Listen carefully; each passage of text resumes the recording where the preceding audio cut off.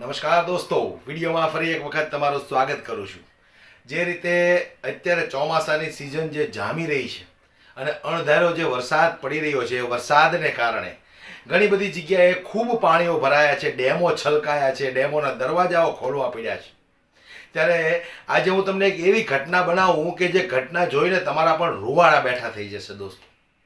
હળવદ તાલુકાના 3-4 ગામોની આ ઘટના છે કે જ્યાં ખૂબ પાણી ભરાયા છે અને એ પાણીના કારણે એક જબરજસ્ત નદીની અંદર પૂર આવ્યું ને એ પૂરની અંદર જે ટ્રેક્ટર તણાયું છે અને એ ટ્રેક્ટરની અંદર બેઠેલા લોકો જે પાણીના પૂરમાં તણાયા છે, લગભગ 10 કે 11 લોકો એ પાણીમાં તણાયા છે।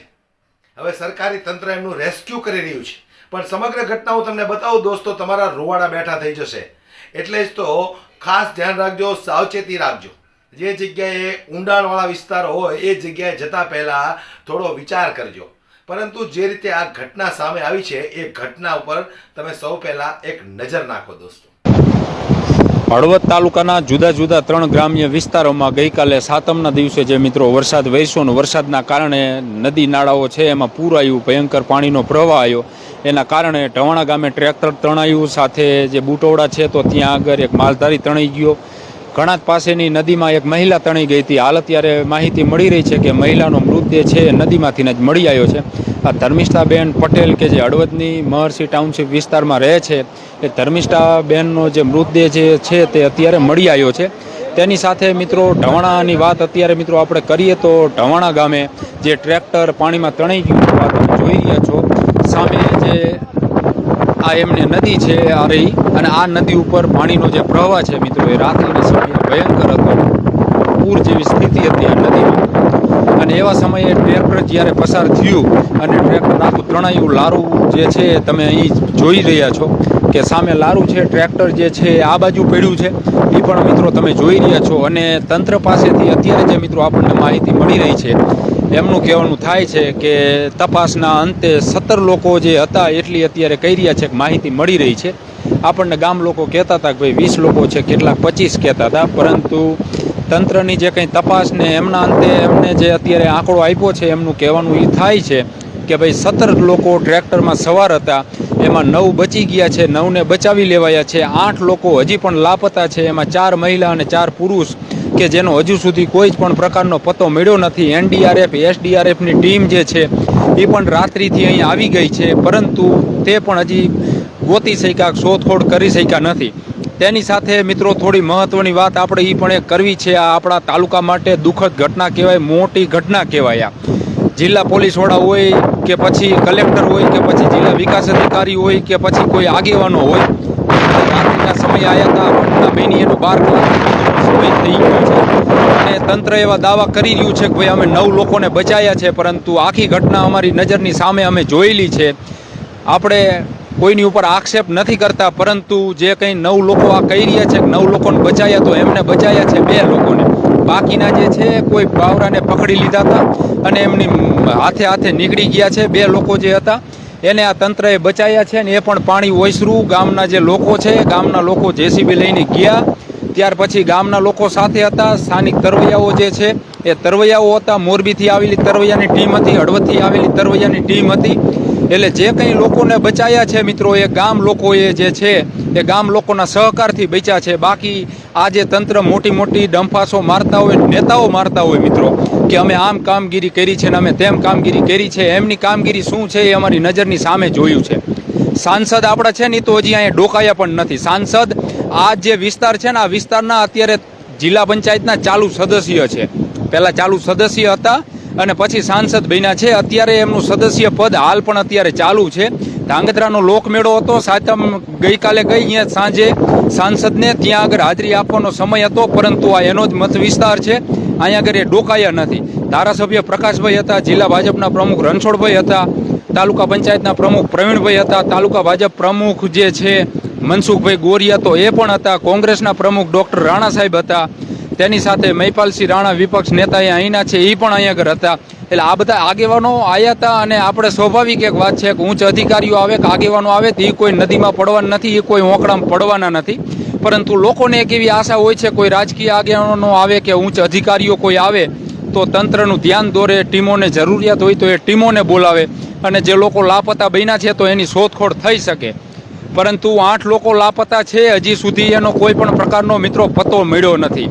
એ ક્યાં છે, શું કરે છે કે ક્યાં આગળ ફસાઈ ગયા છે તો એનો કોઈ પણ પ્રકારનો પતો મળ્યો નથી. એનડીઆરએફ અને એસડીઆરએફની જે ટીમ છે એ ટીમ પણ અહીં આગળ જે છે મિત્રો એ આવી ગઈ છે, પરંતુ એને પણ હજુ સુધી કોઈ પણ પ્રકારનો પતો હાથમાં લાગ્યો નથી કે આ 4 મહિલા અને 4 પુરુષ એ હજુ લાપતા છે, એનો કોઈ પતો નથી. કહી રહ્યા છે 9 લોકોને બચાવી લેવામાં આવ્યા છે. 9 લોકોને બચાવી લેવામાં આવ્યા છે. તમે કેટલાને બચાવ્યા? ટ્રેક્ટરના જે ડ્રાઈવર હતા તે ભાઈ એક બાવરો પકડીને ઊભા હતા ને એને પછી આ ગામના લોકોને બધા ટ્રેક્ટર લઈને ગયા, 2-3 તરવૈયાને લઈને ગયા અને ત્યાર પછી જે છે એ મળ્યા છે અને પાણી ઓસરી ગયું પછી અહીંયા આગળ ગયા છે.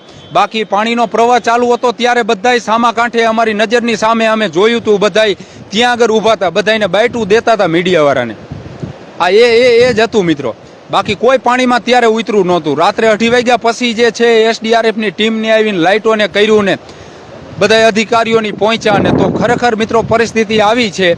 આપણે કહીએ છીએ તો અમને ન મજા આવે કે ભાઈ તમે આટલું બધું સાચું કેમ કહી દો છો, પરંતુ ખરેખર પરિસ્થિતિ આ છે કે 12 કલાકથી વધુનો સમય વીતી ગયો છે. 8 લોકો લાપતા છે. આ તંત્ર કહી રહ્યું છે મિત્રો કે 4 મહિલા અને 4 પુરુષનો હજી કોઈ પણ પ્રકારનો પતો નથી.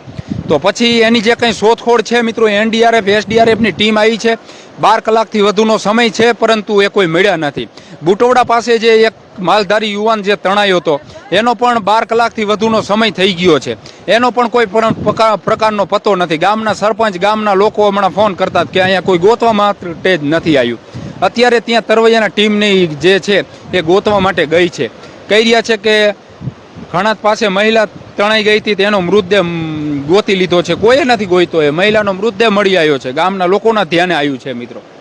એટલે આ તંત્ર કેવા પ્રકારની કામગીરી કરે છે મિત્રો તમારી મારી બધાની નજરની સામે છે કે ખરેખર આવી કંઈ પરિસ્થિતિ ઊભી થાય, આવી કંઈ દુઃખદ ઘટના બને તો પછી આપણું તંત્ર છે એ કેટલું સાબદું છે એ નજરની સામે છે મિત્રો. એટલે માટે આપણે કહીએ છીએ કે 12 કલાકથી વધુનો સમય થયો છે. આ 8 લોકો હજી મળ્યા નથી, 8 વ્યક્તિઓ મળ્યા નથી હજી. આ જે મિત્રો જે મળી આવ્યા છે ને લોકો, એના તમને હું નામ જણાવું તો પાંચાભાઈ ભરવાડ જે છે એ ટ્રેક્ટરના ડ્રાઈવર હતા, એ ઢવાણા ગામના જ રહેવાસી છે. ચમનભાઈ જાદવ છે, એ ઢવાણા ગામના જ રહેવાસી છે. લલિતભાઈ જાદવ છે, એ પણ ઢવાણા ગામના જ રહેવાસી છે. મનોજભાઈ સોલંકી એ પણ ઢવાણા ગામના જ રહેવાસી છે. રાહુલભાઈ બારોટ જે છે એ પણ ઢવાણા ગામના જ છે. કિશનભાઈ નિલેશભાઈ એ પણ ઢવાણા ગામના જ છે. એસસી સમાજમાંથી આ બધા આવે છે મિત્રો, ડ્રાઈવર સિવાયના. મનીષાબેન સુરેશભાઈ બારોટ એ પણ ઢવાણા ગામના જ છે. અને મનસુખભાઈ જેઠાભાઈ એ ગામ પેઠડા લખ્યું છે એટલે કદાચ જેસડા પણ હશે, કારણ કે આમ પેઠડા હે, એ ધાંગધ્રા તાલુકાનું છે. અને લાલાભાઈ ભગવાનભાઈ સાકરિયા કોળી એ પણ ઢવાણાના છે. આટલા જે મિત્રો આ 9 લોકો છે, આ 9 લોકોનું રેસ્ક્યુ જે છે એ તંત્ર કરી રહ્યું છે કે અમે કર્યું છે ને માની લીધું આપણે કે એમને કર્યું, આપણે એકમાં પડવું પણ નથી કે હાલો તમે બધા બચાવી લીધા 9 લોકોને. પરંતુ બાકીના જે 8 હજી લાપતા છે, 12 કલાકથી વધુનો સમય થયો છે, પરંતુ એમનો હજુ સુધી કોઈ જ પતો નથી. પરિવારજનો જે છે મિત્રો એ બધા આ કાંઠે ને હામા કાંઠે બેઠા છે કે અમારા પરિવારજનો ક્યાંયથી મળે, પરંતુ એ કોઈ મળ્યા નથી. જે મિસિંગ મતલબ કે 8 લોકો જે લાપતા છે એના મિત્રો તમને નામ જણાવી દઉં તો અશ્વિનભાઈ રાઠોડ, ઉંમર વર્ષ 28, વણકર છે, જોરાવર નગરના છે, સુરેન્દ્રનગર જિલ્લાના. એ હજી લાપતા છે. આશીષભાઈ સુરેશભાઈ બારોટ, ઉંમર વર્ષ 12, આ તો મિત્રો બાળક છે નાનું, એ પણ જે છે એ નવા ધનાડા ગામના છે. રાજુબેન ગણપતભાઈ બારોટ, ઉંમર વર્ષ 45, કે જે નવા ધનાડા ગામના છે. વિજયભાઈ સુરેશભાઈ બારોટ, ઉંમર વર્ષ 19, કે એ પણ નવા ધનાડા ગામના છે. ઓકે. પુનલબેન મહેશભાઈ બારોટ, ઉંમર વર્ષ 6, એ પણ જે છે મિત્રો એ પાટડી તાલુકાના છે, સુરેન્દ્રનગર જિલ્લાના. ગીતાબેન સુરેશભાઈ બારોટ, ઉંમર વર્ષ 16, એ નવા ધનાડા ગામના છે. જાનકીબેન પ્રવીણભાઈ મકવાણા, ઉંમર વર્ષ 32, કે જે પણ નવા ઢવાણા ગામના છે. રામદેવભાઈ પ્રવીણભાઈ મકવાણા, ઉંમર વર્ષ 14, એ પણ જે છે મિત્રો એ નવા ઢવાણા ગામના છે. તો આ જે છે મિત્રો આમાં મોટા ભાગના જે બાળકો ની બધાય છે. આ 8 જે લાપતા થઈ ગયા છે એમાં એક પણ 45 વર્ષથી ઉપરના નથી મિત્રો. એક 28 વર્ષના છે, બીજા 12 વર્ષનો આ આશીષ છે એ બાળક છે હજી. આ રાજુબેન 45 વર્ષના છે, બાકીના જે બધા 19 ને 6 વર્ષના, 16 વર્ષના, 14 વર્ષના, 32 વર્ષના. એટલે આ જે મિત્રો